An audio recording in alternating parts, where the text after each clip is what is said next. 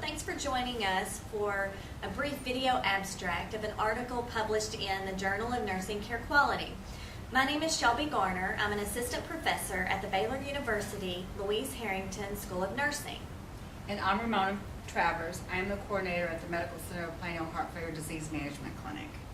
The article we published is entitled Use of an Evidence-Based Protocol for Sleep Disordered Breathing, to screen for sleep disordered breathing in a heart failure disease management clinic. And so we want to tell you a little bit about this, the lit review in this article. The sleep disordered breathing is actually more prevalent in the heart failure population than it is in the general population. And because symptoms of sleep disordered breathing can sometimes overlap with those of heart failure, it's really important that we do diligent screening so that opportunities aren't missed for treatment, because treatment has been shown to improve quality of life and also to improve some of the clinical outcomes for the patients. And so for this project, we implemented a low-cost, evidence-based protocol, and then we evaluated its effectiveness in a heart failure disease management clinic. And so Ramona actually designed the protocol, so she's going to tell you a little bit about the protocol and walk you through how it's used. First of all, we start with the patient completing the sleep disordered breathing questionnaire and to also take the Epworth Sleepiness Scale. That's done on the first clinic visit, and then they are also referred for an overnight pulse oximetry that is done in their home. That is usually delivered to their home within 24 to 48 hours, and then after the test is completed, we get the results in 24 to 48 hours. And based on those three measurements, the two subjective measurements and the objective measurement of the overnight pulse oximetry, we use these to determine what their risk is for sleep disordered breathing. Based on that, if their O2 sat is less than 89% for greater than 5 minutes, we refer them to a board-certified sleep specialist. In the meantime, if they're not going to be able to see the sleep specialist right away, or if they refuse to see a sleep specialist, we also start nocturnal oxygen. We also qualify for them if their Epworth Sleepiness Scale is greater than 9. This also qualifies for a consultation with the board-certified sleep specialist.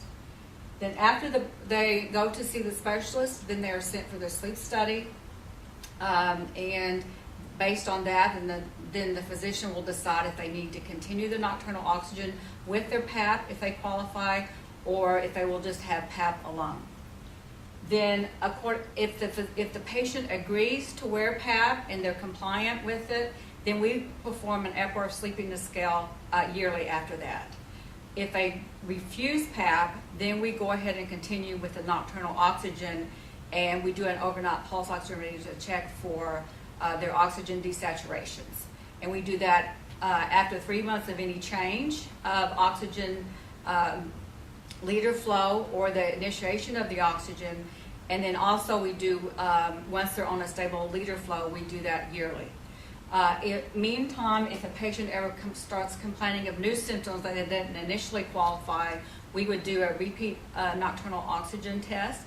And then also we do one every 2 years if a patient didn't qualify at all in the first visit, giving the data of the sleep disordered breathing questionnaire, the Epworth Sleepiness Scale, and the overnight pulse oximetry.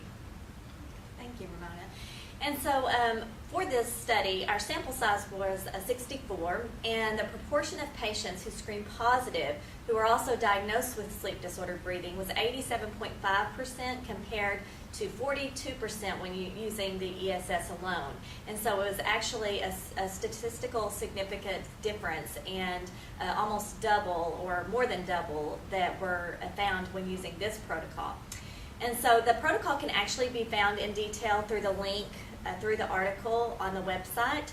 And I also wanted to just emphasize that this could be used in other settings. It could be used as part of a hospitalization screening before the patient's discharged to go home.